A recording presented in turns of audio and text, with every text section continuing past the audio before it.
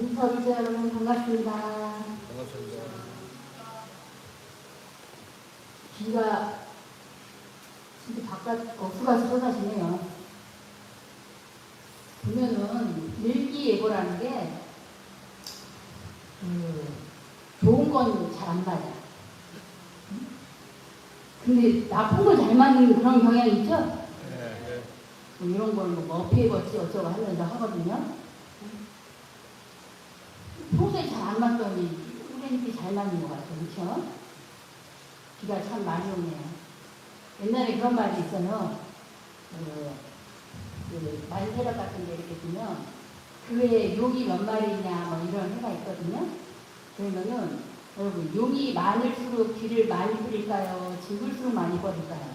많을수록 많아요. 보통 그렇게 생각하죠? 우리 상식이? 근데 반대야. 용은 많을수록 적게 뿌려. 왜냐? 저놈이 뿌리겠지 하고서 일을 안 하는 거야. 올해는 분명히 한 마리 같아. 한 마리일 때 큰일 났다. 나 혼자밖에 없으니까 지금 세상에서 얼마나 물에 문제지겠어. 하고서는 그냥 정신없이 뿌린대. 너무 열심히 일하시나 봐. 보통 불교에서는 천둥과 번개의 신을 인드라신이라고 해요. 초기에는 바루나라는 신에서 인드라신으로 이 역할이 옮겨간 거예요. 천둥과 번개를 관장한다는 건 농업사회에서 가장 강력한 힘을 가진 신을 말하게 됩니다. 그래서 결국 그 인드라신이 제석전도 한역에서는 얘기하죠. 천둥과 번개를 관장하는 인드라신이 신들의 왕이 된 겁니다. 여기 인드라신이 가지고 다니는 그 무기가 뭔지 아세요? 그게 금강이에요, 금강이다. 이 신중단에 보면은 동진 보안보살님이라 하세요. 그분이 가지고 있는 갖고 있는 상식상 같은 거 있죠? 그거를 이제 바지라라고 해요. 그리고 보통 요만 바지라도 있고, 바지라를 보면 뭐 1구짜리도 있고, 요령 같은 데 보면 손잡이 있죠? 손잡이 보면 5개짜리도 있고, 그리고 숫자가 일반적으로 주발 9까지도 올라가요. 그거를 고라고 부릅니다. 고리할 때 고자. 그래서 1구 금강저, 2구 금강저, 3구 금강저 이렇게 얘기를 해요. 여기 신중단에 보면은 3이네, 그렇죠? 산이 3개가 있으니까 그렇죠. 그걸 바지라라고 합니다. 바지라. 왜 이 말씀을 드리냐면 우리 이 금강경이 금강을 바지라라고 해요. 천둥과 번개를 관장하는 인드라신이 가지고 있는 강력한 무기를 바지라라고 하는데 이 바지라를 금강이라고 번역하고 다른 의미는 또 번개라고 합니다. 두 가지 뜻이 있어요. 번개가 칠 때 아주 강력하게 탁 치죠? 구름이 있다고 비가 내리는 게 아니에요. 조건을 갖춰야 돼요. 구름이 아주 많이 뛴다고 비가 내리는 게 아닙니다. 번개가 된다네요. 모든 그 비를 내릴 때는 이 번개를 쳐야지, 이 흔들리등이 있어야지, 요동을 쳐줘야지 수증기가 움직여서 비를 내린다는 거예요. 그러면 번개 없이도 비가 내리는데요. 숨은 건 안 보이는 거예요. 조건을 갖춰줘야 되는 거죠. 그래서 인공 강우를 내릴 때도 그와 같은 조건이 있습니다. 그러니까 인드라신의 바지라의 역할이 굉장히 이게 중요한 거죠. 번개의 역할이. 이렇게 해줘야만이 비를 또 일으키게 하는 거죠. 근데 꼭 비 없이도 번개만 치는 경우도 있어요. 마른 하늘이라고 그러죠, 그런 경우는. 뭐 하늘이 노안 경우 뭐 그런 경우도 있다고 그러고 지나가다가 번개가 뭐 큰일, 응? 나쁜 일 많이 하거나 이러면 우리 일반적으로 하는 얘기 있죠? 응? 잘 살아야 돼. 번개 맞을 수 있다고. 그러면 하늘의 인드라신이 번개로서 권선지나 잘못된 사람을 꼬시실 때 그런 행위를 한다. 경전 속에 간혹 그와 같은 은들하신 제석찬의 잘못을 벌을 주는 행위가 이제 묘사를 했습니다. 저도 잘 살아라 그런 이제 의미가 있죠. 자, 여기 이 금강의 의미가 두 가지 뜻이 있다고 했습니다. 마지막의 뜻이 강한 어떤 걸로도 무너뜨릴 수 없는 그런 견고한 뜻이 금강이라는 뜻이 있고, 마지막인 두 번째 뜻이 번개 뜻이 있습니다. 금강경을 이게 한글로 금강반야 바람이경에서 지금 표준본에서는 금강을 확고한이라는 뜻으로 번역을 했고요. 반야바람을 지혜의 완성이다. 그리고 경을 스트라라고 하죠. 경을 길이다. 그렇게 번역을 했습니다. 근데 전재성 씨라는 그런 분이 계세요. 빨리 성전협회 회장이신데 이분은 빨리 성전, 경률론 3장 다섯 옷 이가야를 다 이제 번역을 하셨어요. 이가야. 대단하신 거죠. 초기에 이제 번역을 했어요. 강목 스님하고 대림 스님이 2000년대 후반에 공역을 해가지고 한 2018년인가 하여튼 2010년대 후반에 네 종류의 밑가를 다 번역을 했어요. 그 전에 이미 전재성 씨는 개인적으로 해서 번역을 하신 분이에요. 이분도 금강경 관련된 번역서를 이제 출판을 하셨어요. 오래되셨어요. 2001년 동안 한글로 기록을 하셨는데, 그때 한글로 경 제목을 어떻게 붙였냐면 번개처럼 자르는 지혜의 완성이다. 이렇게 번역을 하셨어요. 번개처럼 자르는. 재밌죠? 여기서 번개는 분명히 금강을 번역한 건데 자르다라는 표현이 어디서 나왔을까요? 번개처럼 자르는. 지혜의 완성은 분명히 반야바라는 겁니다. 자르는 이라는 뜻이 도대체 금강 반야바라는 가운데 어디에 들어있냐, 그렇게 얘기할 수 있죠. 이거는 번본에서 들어있어요. 번본 금강경에 자르다라는 의미가 경전 제목 속에 들어있습니다. 번본에서는 뭐라고 금강 반야바라는 경을 얘기하냐면 와즈라 째디까 뿌라갸 빠라미타 이렇게 얘기해요. 와즈라 째디까라고. 와즈라 째디까. 와즈라가 금강이죠. 째디까는 뭐냐? 그게 바로 자르다라는 의미예요. 뿌라갸 빠라미타가 반야바라는 의미입니다. 저 언덕에 이른다. 뿌라갸는 반야를 말하고, 빠라미타, 우리가 바람이 하죠? 육바람이 6가지로 저 언덕에 이른다. 이런 의미를 갖고 있는데, 육바람이잖아요. 6가지 수행으로 저 언덕에 도달한다. 그게 바로 육바람이에요. 그게 반야바람입니다. 그러면 와즈라 떼디까에 뿌라갸 빠라미타 와즈라 떼디까, 이 떼디까가 도대체 어디로 갔어요? 번역을 안 한 거죠. 그 번역을 안 해서, 이 번역을 안 한 이 이유 때문에 현장 스님께서는요, 당신이 황제를 아련하면서, 황제가 이런 질문, 그때 태종이었죠. 당나라 태종이 현장 스님한테 대사, 마을에서는 금강경이라는 경전이 있는데 이 경전이 모든 경전의 어머니라고 하고, 이 경전 속에서 모든 부처님의 가르침이 나왔다고 그렇게 말을 하는데 굉장히 중요한 경전 같죠. 그런데 이 경전이 정말 제대로 번역이 된 것이오? 라고 하니까 대왕이시여, 정말로 금강경은 중요한 경전입니다. 그런데 제가 봤을 때 금강경은요, 몇 가지, 현재 유통되고 있는 금강경은요, 몇 가지 번역이 안 되거나 빠진 게 있습니다. 그 중에 하나가 제목 속에 떼디까를 번역을 안 했다는 거예요. 떼디까를 왜 번역을 안 했냐? 자르다라고 하면은 보통 여러분 뭐라고 생각하세요? 자르다라는 이 뜻은.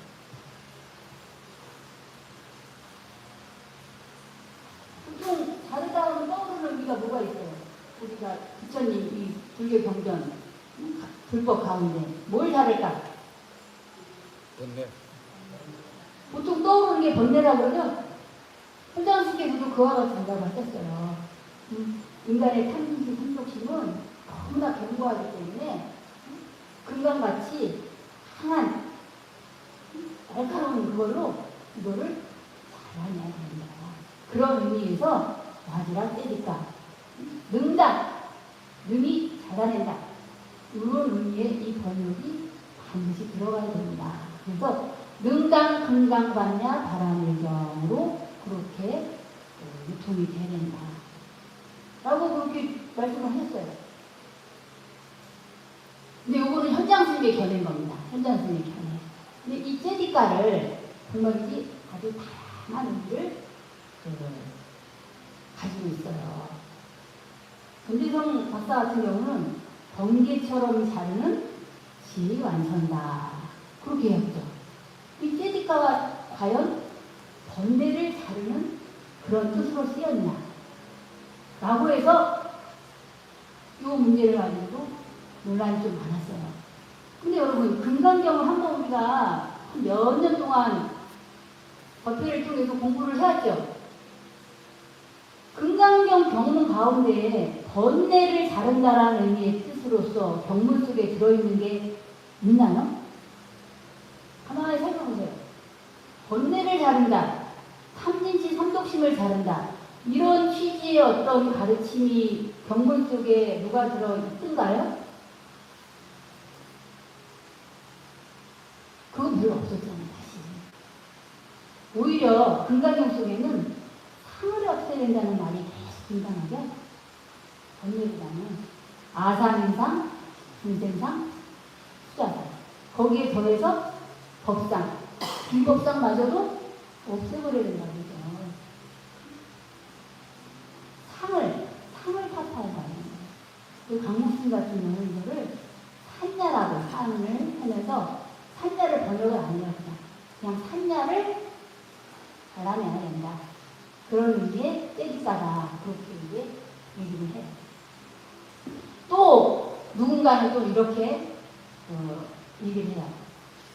반야 바람을 마저도 금강같이 잘라내는 가르친다.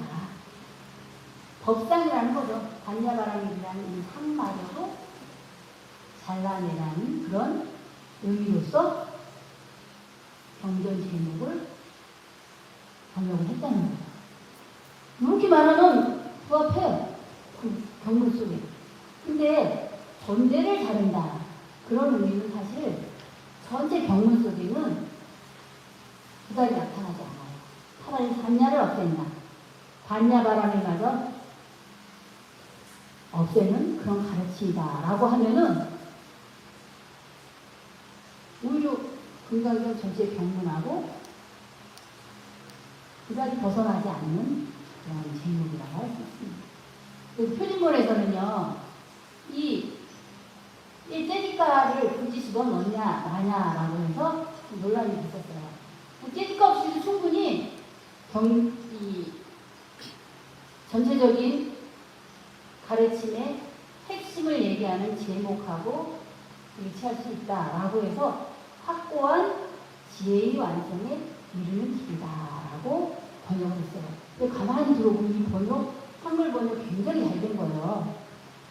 금강경의 가르침만 제대로 잘 이해해도요, 정말이지 지혜의 완성에 확고하게 이르게 될 수 있는 그와 같은 가르침이 이 금강경 전체에 누가 있다라는 거죠. 본래는요, 금강 반야 바람의 경이라는 이 경전이 대반야경 속에는 들어있지 않았어요. 잘 아시겠지만 609 대반야경 가운데 577번째의 그 단락이 바로 금단이 이 금강경입니다. 이 가르침이 전체적인 대반야경의 가르침의 핵심을 잘 요약해 놨기 때문에 별도로 유통되는 거다. 단약경이 너무나 반대예요. 대보족경이라는 경전이 있는데 그에 적용갈 정도로 대단약경이 엄청난 분량입니다. 이 분량 가운데 아주 일부분이에요. 우리가 독송하기에도 그다지 부담 안 되죠. 법화경 독송 한번 해보세요. 1시간 가지고 어림도 없잖아요. 근데 금강경은 1시간 내로 가능하죠? 금강경은 가능해요. 1시간 내로. 빨리 읽으면, 저는 이거 빨리 읽잖아요? 그러면 17분? 20분 내로 끊더라고요. 여러분들은 얼마 걸려요? 50분? 에이, 그거는 뭐, 너무 했다, 50분은. 50분은 더 많이 걸리는 거고. 보통은 한 25분에 30분 걸리실 거예요. 빨리 읽어야, 그렇게 앞으로 이제 20분 내로 끊을 수 있거든요.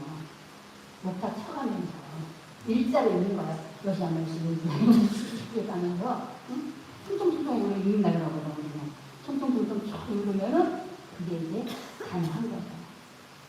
그래서, 이 표준본 금강경 속의 한글 제목은요, 전체적인 이 가르침을 잘 소화하게끔 번역을 아주 잘했다고 평가를 이제 할 수가 제일 나름인데, 사실 저도 여기 참여했기 때문에 제가 얘기하면 자화자찬이 되죠? 여러분들 의견이 중요해요. 여러분들 어떻게 생각하세요? 제목을 한글로 한 걸 주신 어떠세요? 잘 된 것 같죠? 잘 된 것 같죠? 근데 왜 이게 가능하냐? 이 금강경이야말로 과거에 경전을 번역했던 그 시스템을 많이 사용하고 따랐어요. 공동 번역이거든? 구마라지 스님이 이게 번역을 했대지만 한문으로요. 구마라지 스님 혼자 절대 번역한 게 아니에요. 과거에 구마라지 스님의 번역했던 그 기록을 남겨면요. 많았을 때는 구마라지 스님이 번역했던 그 역장의 인원이 3,000명이나 됐어요. 대단한 거죠? 이게 황실의 지원이 있었기 때문에 가능해요. 그리고 중국이라는 이 큰 나라의 스케일이 여기에 같이 포함이 된 거죠. 전폭적인 지원을 해준 겁니다. 우리도 지금 수해로 엄청나게 그 중국지 가방에 여러 도시가 물에 잠기고 이랬을 때 국가에서 전폭적인 지원을 한다 그러죠? 네. 국가 차원에서 지원이 가야만이 빨리빨리 되고 이루어질 수가 있는 거예요. 이게 대한민국이라는 나라가 선진국이라고 부를 수 있는 이유가 그런 재난 상황에서 빨리빨리 대처가 가능한 거거든요. 선진국일수록요, 우왕좌왕하고 안 돼요. 그게 질서가 없고. 근데 사후 약방문 같지만은 그렇지만 그 가운데 질서 있게 책임자도 문책하고 처벌하고 차후에 그런 일이 발생하지 않게끔 제도가 또 생기고. 우리는 이 법이라는 게 그렇잖아요. 부처님 법도 마찬가지예요. 수범시제예요. 범한 거에 따라서 제도는 되는 거죠. 없는 법이 새로 생기는 건 그냥 없어요. 많은 사람 가운데 사람들이 살면서 서로 약속을 통해서 이 법이 지정이 되는 거죠. 근데 시련을 겪고 고난 속에서 헤쳐나가면서 발전을 하게 되는 거죠. 그 훌륭한 선진사에 우리가 이제 들어온 겁니다. 우리 불자님들도 그에 맞춰서 우리 불교도 발전을 해가는 거죠. 과거에 그런 훌륭한 역경 시스템을 가지고 있었어요. 그에 버금가고 현대적으로 이 금강경이 이제 번역이 된 거죠. 대신 시방과 또 금전적인 이 뒷받침이 종단에서 해줬기 때문에 그게 이제 가능한 겁니다. 많은 시간이 2년이 걸렸습니다. 아니 무슨 이거 얼마 되기도 하는 거 이거 나 같은 딱 한 시간이면 번역했겠다 하고서는 그 돈 들였다고 막 한 사람도 있을 거예요. 그렇지만 그러면은 신뢰를 못 받아요. 많은 사람들이 이걸 인정받을 수 있는 거는 제도하고 절차가 있기 때문에 이게 가능한 거거든요. 그런 절차를 받아서 그래서 모든 사람들이 인정을 하는 거예요. 뒤에서 체육관에서 여러 명 데리고 뽑아가지고 대통령 뽑았다고 나중에 얼마나 시끄러웠어요, 나라가. 대통령은 어떻게 해요? 온 국민이 다 선거권 있는 사람들이 다 가진 사람들이 다 투표할 수 있게 해야 된다. 라고 했을 때 그 뒤부터 우리나라가 전체적으로 정치도 안정이 되고 민주화의 길로 이제 들어서게 된 거잖아요. 그게 중요해요. 여러 사람들이 합의를 통해서 올바른 길로 갈 수 있는 게 그게 민주사회거든요. 우리 이 경전도 그와 같은 그 시스템을 거쳐서 금강경도 이제 번역이 됐다는 그런 말씀을 드리는 거군요. 자, 이제 경전 제목에 대한 말씀을 드렸고요. 요진 천축 3장 구마라진 여기라고 이렇게 한문으로 되어 있죠? 자, 요진이다라고 말해요. 요자. 이 요자는 성을 말해요, 성. 요장, 요홍. 요장이라는 장수가 있었어요. 전지랑 부견의 그 장수였어요. 휘하 장군이었는데 결국은 부견왕을 대신한 거잖아요. 왕조가 바뀌는 것은 결국은 대신의 역사라. 본인들은 정통성을 나중에 온갖 방법으로 얘기하지만 결국은 전때의 그 상대를 몰아내고 자기가 새로운 그 나라를 세운 거죠. 새로운 나라 이름은 그대로 써요. 진나라라는 이름을 쓰고 어떻게 하면 그냥 그 후대의 역사에서 이렇게 기록을 하는 구분을 하기 위해서 요시의 성을 가진 임금이 다스린 나라다. 그래서 요진이 되는 겁니다. 요장, 요홍. 근데 요장은 아버지였고 요홍은 아들이었어요. 요장 때보다 요홍이라는 그 황제가 임금이 다스렸을 때 불교 경전을 많이 번역해요. 그 중에서 그 구마라지 스님이 이때 많은 경전을 번역하게 됩니다. 그래서 한 300부 가까운 경전을 이제 번역하게 되죠. 그럼 여기서 천축 3장이다 이렇게 얘기하죠. 천축. 이 당시에 천축이란 말을 중국에서 쓰게 돼요. 엄밀히 따지면 여러분 천축은 어디를 얘기를 하냐면 국어사전 따져보면 천축이라고 하면요 인도를 얘기해요. 인도. 그런데 그 당시에는 어떻게 했냐? 인도가 서쪽에 있는 걸로 봤어요. 아주 먼데 부처님 경전을 가지고 올 수 있고 부처님 경전을 번역할 능력을 가지고 있는 스님이 살았던 곳이 천축입니다. 지금의 천축 개념하고 과거의 중국의 천축 개념은 약간 차이가 있어. 정확히 얘기하면요, 구마라지 스님은 천축 사람이 아니에요. 여러분 잘 아시겠지만은 중앙아시아라고 들어보셨어요? 우리나라는 중앙아시아하고요, 그 유명한 역사학자가 그런 말을 하죠. 역사는 반복된다라고 들어보셨죠? 네. 누가 얘기했어요 이 말이요? 네? 아 그렇다고 찾아보면 다 나와요. 아마 중앙아시아에 우리 민족하고 관계된 얘기를 하면 반복된다는 그게 다 부합하더라고요. 제가 가만히 운전하면서 그 생각을 하니까는 기가 찬 역사가 있어요. 우리나라하고 중앙아시아하고. 여러분 우리가 삼국 시대가 있었죠. 역사에서. 고구려, 백제, 신라. 자, 삼국 중에서 그 고구려라는 나라가 있어요. 지금 이제 북한 지역이죠. 고구려가 현재. 근데 과거에 고구려 광개토대왕 때 가장 넓은 영토를 차지했다고 우리는 그렇게 배웠어요. 지금 교과서는 어떤지 몰라요. 근데 실질적으로 얘기하면 이게 약간 어폐가 있어요. 틀린 말이에요. 지금 역사에서는 달의 역사를 우리가 우리 한민족의 역사로 수용한다 하면 고구려보다 더 많은 영토, 더 넓은 영토를 다스렸던 나라는 사실 발해입니다. 발해가 더 넓은 그 영토까지 했어요. 발해의 경우입니다. 근데 과거에 저희 때 공부했을 때는요, 발해를 우리 역사로 인정 안 했어요. 그냥 토이신라까지만 하고, 왜냐하면 발해는 지배층이 고구려 유민이고, 그 다음에 말갈족, 여진족이 합쳐져서 세운 나라다. 그렇게 이제 배웠거든요. 자, 그런데 이때 이 고구려가 나당 연합군에 의해서 멸망을 하게 되죠. 멸망을 하면서 고구려, 그 당시에 고구려 인구를 300만으로 아마 얘기를 했어요. 근데 당나라 100만 대군이 쳐들어와요.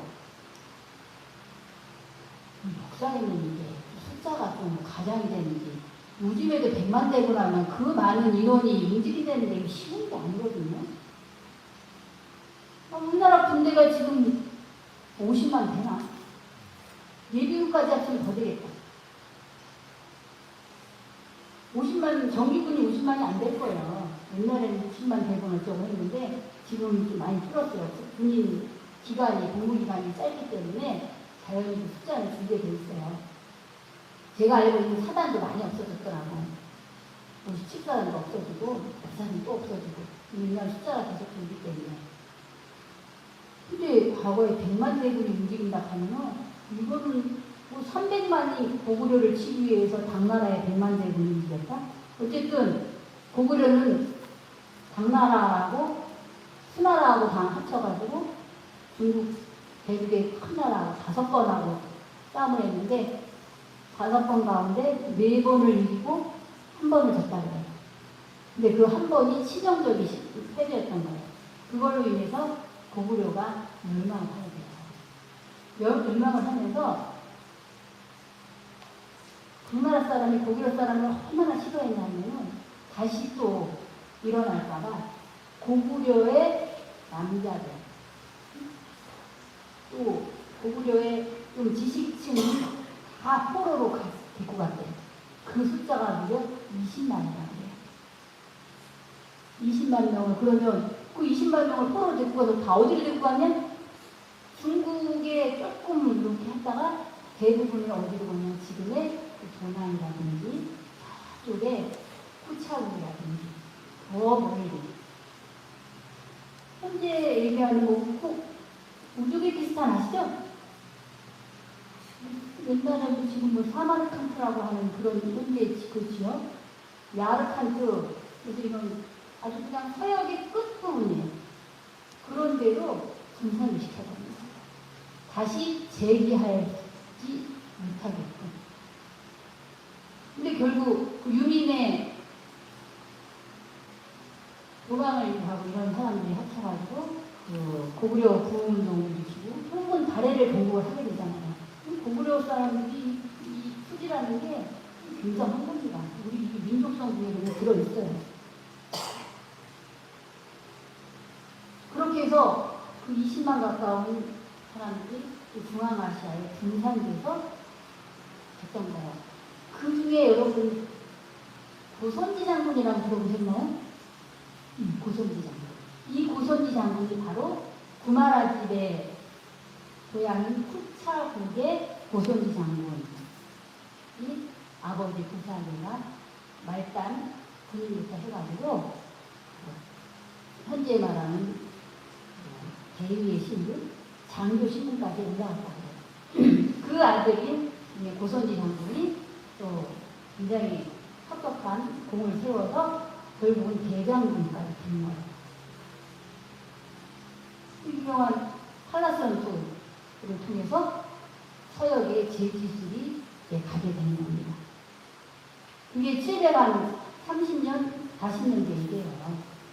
8세기에 한나라 때 중국은 이미 제기술이 유명했는데, 그래서 한지라고 하잖아요. 한나라 대통이라고. 그보다 한 700년, 800년 뒤에 서양의 종이를 만드는 그 기술이 보급이 됐다는 겁니다. 중앙아시아의 고구려의 유민, 그 후예들이 그와 같은 역사를 현장에 만들어요. 그 이후 한 1700년이고 한 1200년이 지나요. 연해주, 저희 연해주 아시죠? 달에 그 유민들이 살았던 그 연해주 지역이에요, 지금. 거기에 일제 때 우리 그 동포들이 많이 살았다고 해요. 근데 구소련이 그 연해주에 조선 사람들을 강제 유기시킵니다. 무려 18만 명을 되는 사람. 기차에 태우고 거의 한 달, 2달을 가서 그냥 떨궈 놓은 거예요. 그 황무지에다. 그게 바로 중앙아시아예요. 그런 역사를 우리가 가지고 있더라고요. 그리고 지금 우즈베키스탄이나 이런 지역에 우리 조선족들이 굉장히 많이 있죠.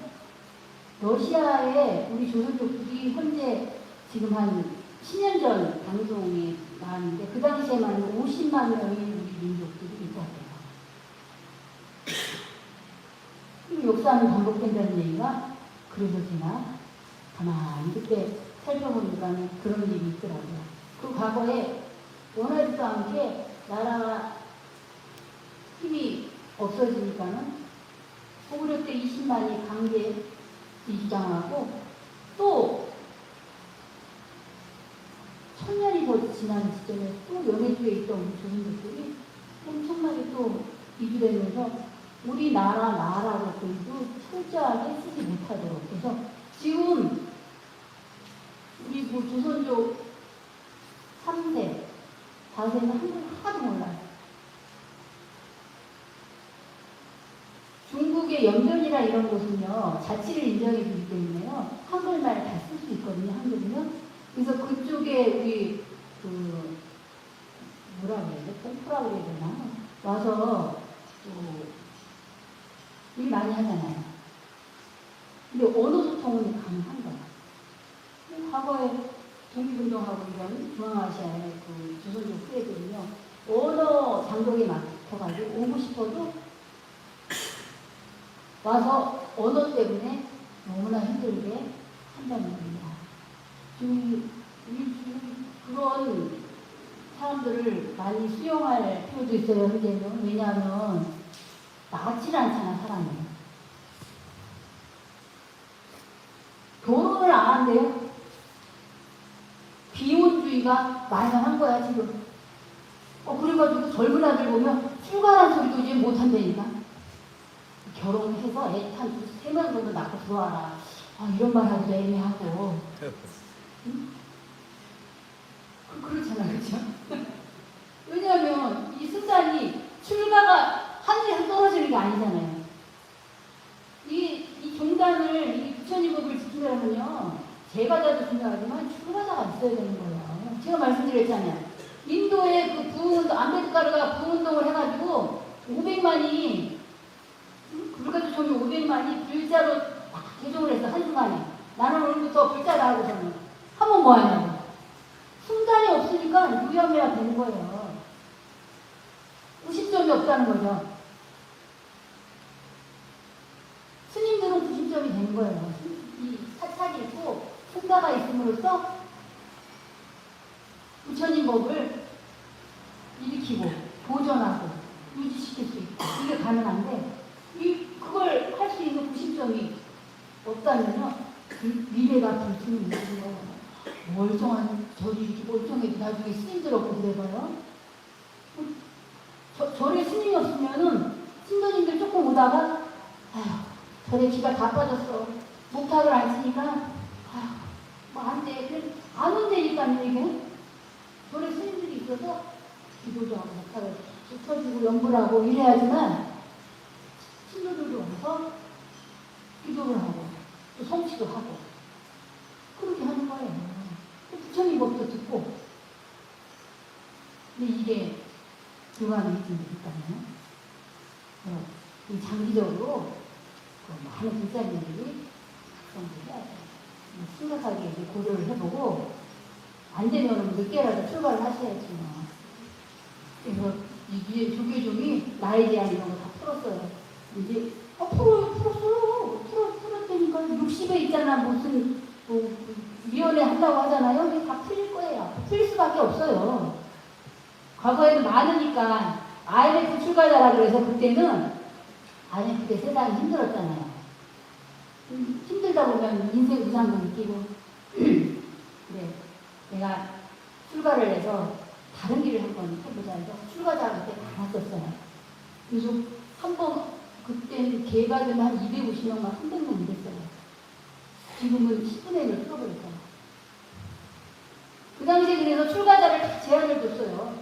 제한을 줘서 40까지 출가자까지 처음 나왔어. 한 몇 년 하다가 이러면 안 되겠다 해서 또 50까지 출가자 하다가 지금은 어떻게 해요? 은퇴자 출가도 열어놨다 하면서 60 이후도 가능하다. 조계종법은 고무줄거리다. 틀렸다. 원래 제일이 부상한데 법이란 게 영원한 게 어딨어요, 그렇죠? 마을법도 마찬가지예요. 마을에 이민정책법 있죠? 다 법례가 바뀔 수밖에 없어요. 바깥에 미분양속을 해친다 그래가지고 코트에다가 두고 한국에 들어오려고 하는 사람들, 외국인들 ban커드 노동자고 이런 사람들 제한하고 이런 거요 풀릴 수밖에 없어요. 왜냐하면 우리가 노동인구가 자꾸 감소하잖아요. 나이 들어요. 못 들어, 무거운 거. 젊은 사람들이 들어야 돼, 이거는. 한국의 젊은이들 숫자 줄고 하니까 어떻게? 미국의 젊은 사람들 와서 힘을 써야 되거든요, 그런 것들. 이 정책은 계속 이제 바뀔 수밖에 없다는 거죠. 제가 왜 이 중앙아시아 얘기를 하면서 여기까지 가느냐면, 이 역사는 반복된다.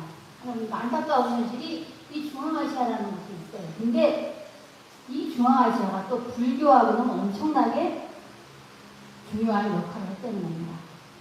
불교가 바로 서쪽에서 인도에서 중국을 바로 들어온 게 아니에요. 중앙아시아를 거칩니다. 오히려 중앙아시아에서요 대승불교가 꽃을 피는 거예요. 여러분 화엄경 아시죠? 화엄경 80권 화엄경을 번역한 분이 누구냐면 실천한타라는 스님이에요.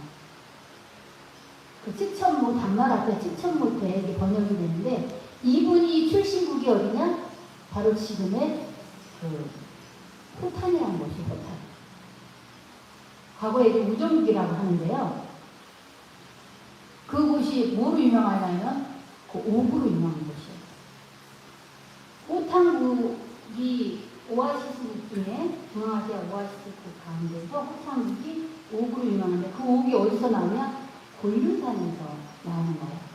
곤륜산, 불교에서 많이 나오죠? 곤륜산. 히말라야 산하고 같이 연결되어 있는 산맥이에요. 곤륜산맥 그쪽으로. 이 곤륜산맥에서 그 가진 보석이 금은보화가 있다라는 게 경전에 써 있죠. 제가 경전을 읽다가 곤륜산에 금은보화가 있다라는 말을 듣고 얼마 전에 어느 다큐를 보니까는 곤륜산 아래에서 그 비가 녹은 물이 쭉 가면서 해적작용을 일으키잖아요.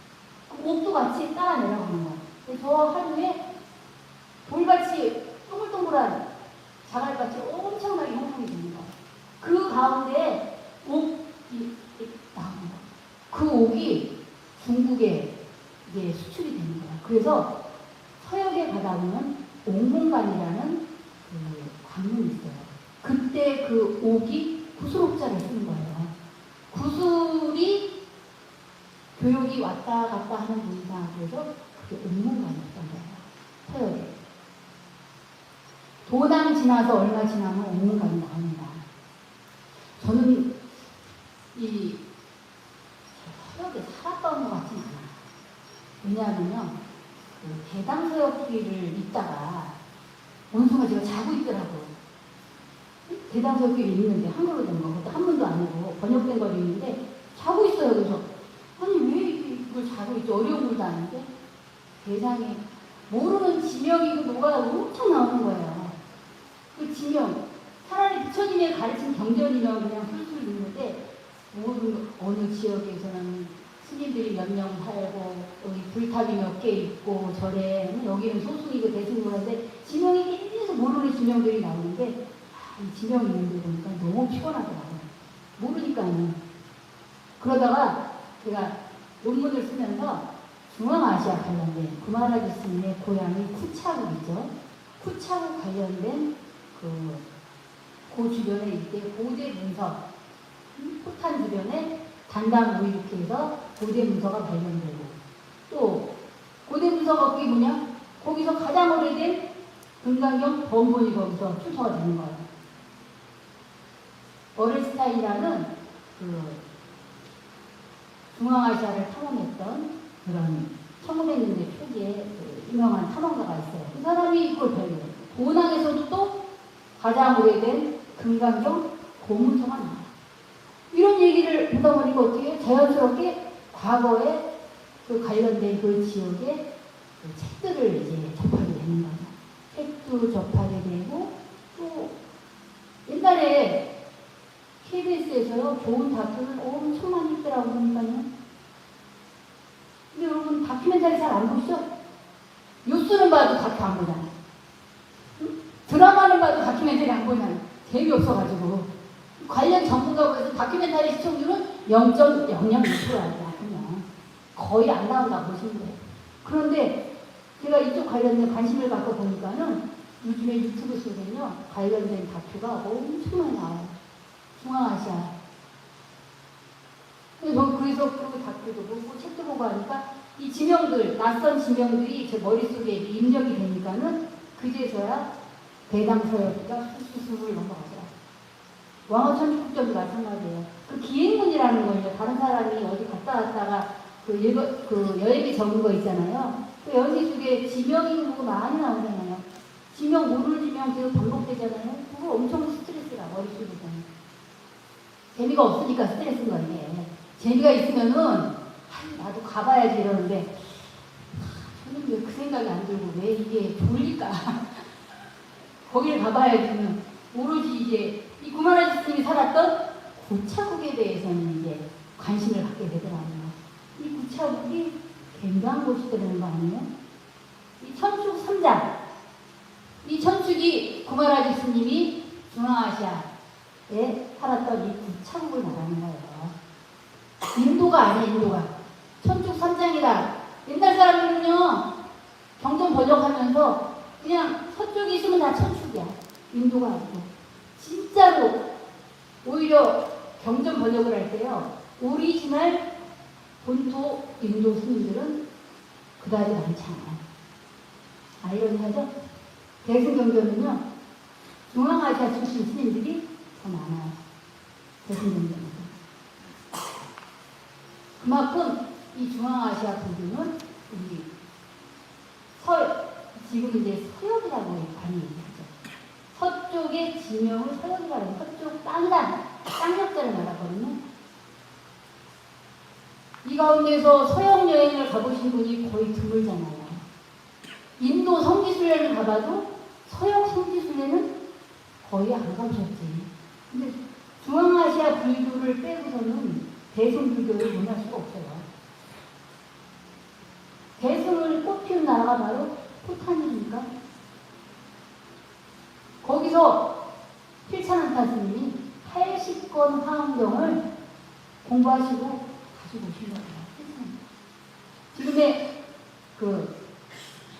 우리 사마르칸트, 야르칸트하고 칸트 붙는 나라 있죠. 옛날에 강국이라고 그랬어요. 한국 번역할 때. 이 강국 출신의 스님들이 있어요. 강승애라고 할 때 초기 소승경전을 번역했던 분이 바로 그분들이에요. 안지 아시죠? 안식국이 말합니다. 지금의 이란 지방을 얘기하죠. 그래서 오래된 그 번역 가운데 안세고 스님 참선할 때 안반수의경이라고 그걸 번역한 분이 안세고 스님이에요. 안반수경, 아나바나사티라고요. 들숨, 날숨에 강한 경이다. 이게 바로 안반수경이에요. 호흡을 할 때 들숨과 날숨을 어떻게 하냐. 지금 말하면요, 단전호흡 호흡이에요. 좌선할 기본이 호흡 고르기잖아요. 호흡을 통해서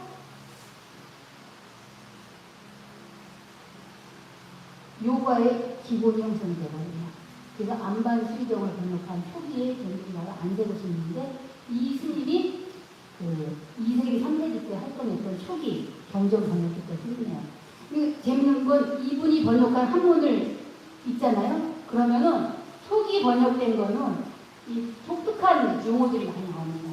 잘 몰라. 그 당시에 지금 우리 후대에 우리가 익히 알던 금강경 속에 나왔던 이런 운율이라든지 이런 게 없어요. 한문 자체가 난해해요.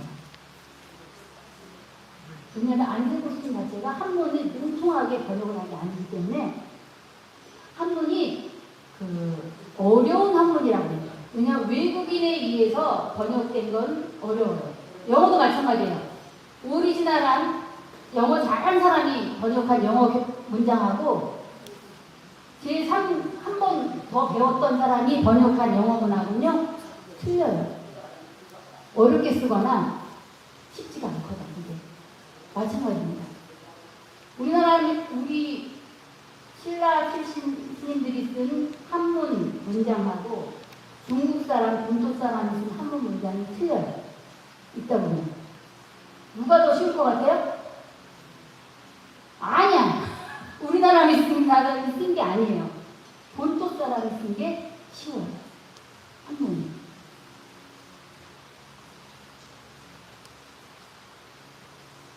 그래서 그 언어에 대한 확실한 이해를 가져야만 그 번역한 분도 쉬워진다는 거예요. 제가 말씀드리려고 하는 거예요. 구마라지 스님이 역경사에서 왜 위대하냐?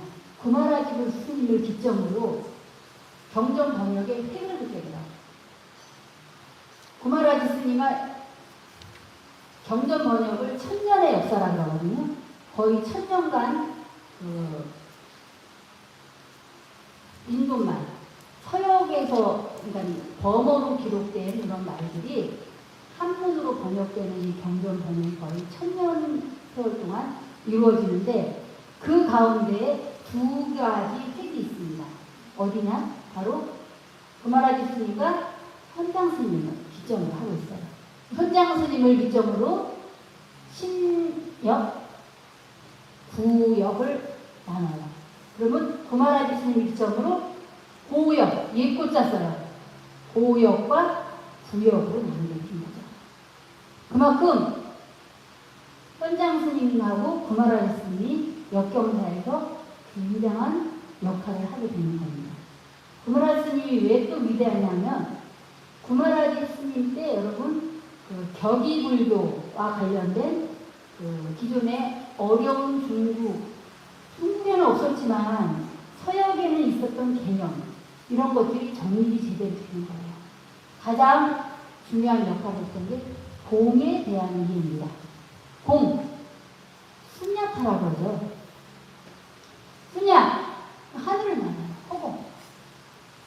이 허공의 이런 개념들이 중국에서는 공의 개념을 이해를 못했어요. 순야타를.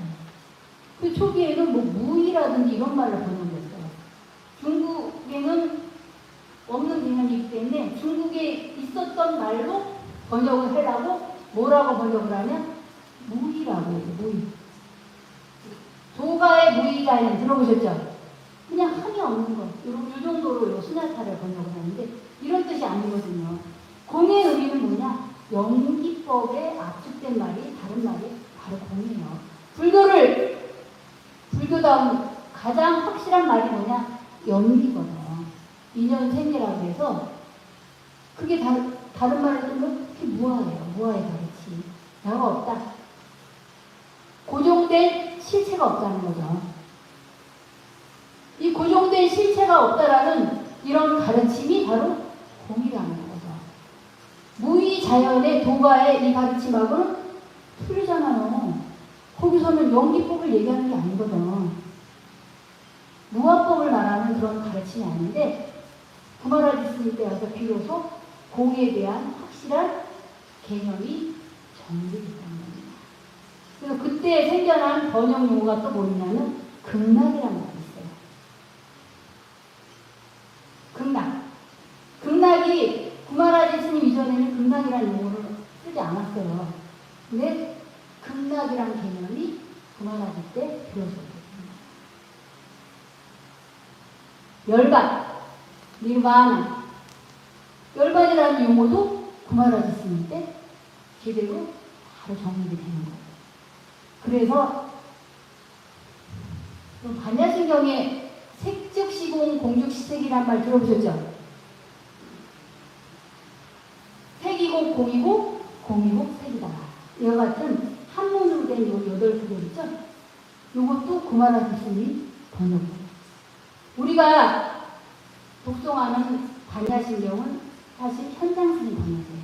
그렇지만 현장 스님 이전에도 구마라지 스님도 반야신경을 번역해요. 그때 색즉시고 공즉시라는 말이 나와요. 현장 스님은 구마라지 스님 번역을 많은 부분 그대로 번역을 하고 일부분만 조금 바꿔요. 일부분만. 도일체고에 일체의 고통에서 거디느리라 이런 말 있죠. 이건 현장 스님께서 집어넣으신 그 번역의 원문 속에도 들어있지 않아요. 구마라지 스님 반야신경 속에도 들어있지 않아요. 이런 이제 차이가 있어요. 의도적으로 집어넣으신 건지 그건 몰라요. 그런데 현장 스님의 번역에 도일체고액이라는 그런 표현이 이제 들어있는 거죠. 마하 반야바라는 일단 신경이라고 그러죠. 마하 구마라지 스님 번역에는 들어있지 않아요. 그냥 반야바라는 일단 신경 이렇게 나오는 거죠. 많은 차이가 있죠. 그렇지만 구마라지 스님 번역에서 중요한 건 색즉시고 공즉시, 색이고 공이고 공이고 색이다. 이와 같은 번역을 기가 막히게 잘했다는 거죠. 구마라지 스님에 대한 그 얘기를 하려면 사실 몇 해 걸쳐서도 가능해요. 그만큼 역경사에서 아주 중요한 스님이고 그런 또 중요한 업적을 남긴 위대한 스님이라는 것을 잘 아시길 바랍니다. 오늘 이 폭우가 쏟아지는 가운데 이렇게 참석을 해주신 우리 법리사 물자님은 너무 대단하십니다. 박수 한번 쳐주세요. 저는 한 대여섯 분 앉아 계실까 했는데 늘 오시던 분 이렇게 앉아서 기특하니 정말 기특하니 이제 그러신데 아마 그 부처님께서 선제라 하고 여기 다 머리를 한 번씩 쓰다듬어 주셨을 거예요. 그 느낀 거 모르시죠? 아, 쓰다듬어 주셨어요. 자, 다음 시간에 또 우리 구마라지 스님 관련된 법문을 이어가도록 하겠습니다. 오늘 이렇게 이 폭우 속에도 와주셔서 법당을 가득 채워주셔서 너무나 감사드립니다. 부족한 법문 들어주셔서 감사합니다.